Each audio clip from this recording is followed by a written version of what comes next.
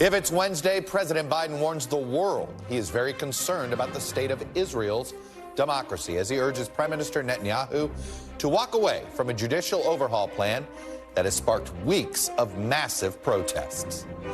Plus, the ongoing search for answers and a motive in Nashville as investigators comb through new evidence, including the shooter's writings and personal history.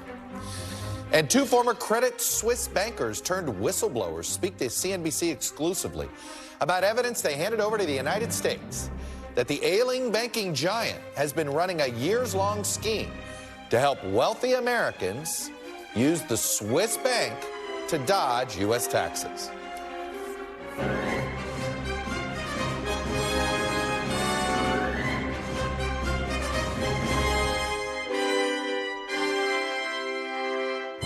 Happy Hump Day and welcome to Meet the Press Now. I'm Chuck Todd reporting from Washington, where a rare clash between U.S. and Israeli leaders has spilled into public view, raising some thorny questions about the intertwined fates of two of the world's most important democracies. Late yesterday, President Biden delivered his sharpest rebuke yet of Israeli Prime Minister Benjamin Netanyahu and his government's attempts to overhaul Israel's judiciary.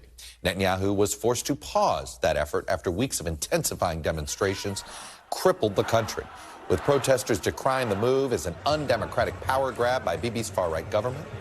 Here's President Biden speaking to reporters on two occasions yesterday, airing his grievances and concerns about Netanyahu's stated pause, while also suggesting that Netanyahu won't be invited to Washington anytime soon if he doesn't walk back. How concerned are you about the health of democracy there in Israel? Like many strong supporters of Israel, I'm very concerned. And I'm concerned that they get this straight. They cannot continue down this road.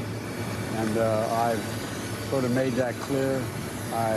Hopefully the Prime Minister will act in a way that he's going to try to work out some genuine compromise. What do you hope the Prime Minister will do on that particular law? I hope he walks away from it. Netanyahu and his allies are firing back today. Overnight, Netanyahu directly hit back at Biden's comments, saying, quote, Israel is a sovereign country which makes its decisions by the will of its people and not based on pressures from abroad, including from the best of friends. And then speaking remotely at a U.S.-led democracy summit, Netanyahu made it clear he had not abandoned his goal of judicial reform, even though a senior White House official told NBC News yesterday that they believed Israel's far-right government was going to abandon the plan.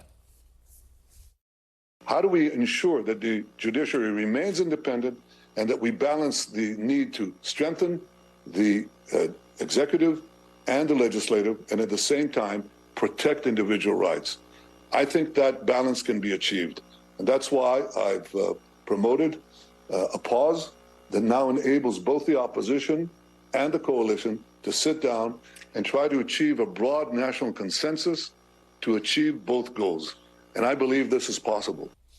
Now comes the question of what comes next for the U.S.-Israel relationship, for democracy in Israel, and for the future of democracy here, because the crisis facing Israel right now is being driven by political divisions and far-right forces that are, frankly, eerily familiar to those of us here in the United States. Think about it. You have a conservative leader fighting for his political survival, facing intense legal scrutiny and charges of corruption, accusing courts of bias, beholden to far-right allies in a deeply divided nation. It comes back to the question that I've been asking for a while now. Is Israel's crisis an echo of what has already happened here in the United States, or a preview of what's to come in the United States? Thanks for watching our YouTube channel. Follow today's top stories and breaking news by downloading the NBC News app.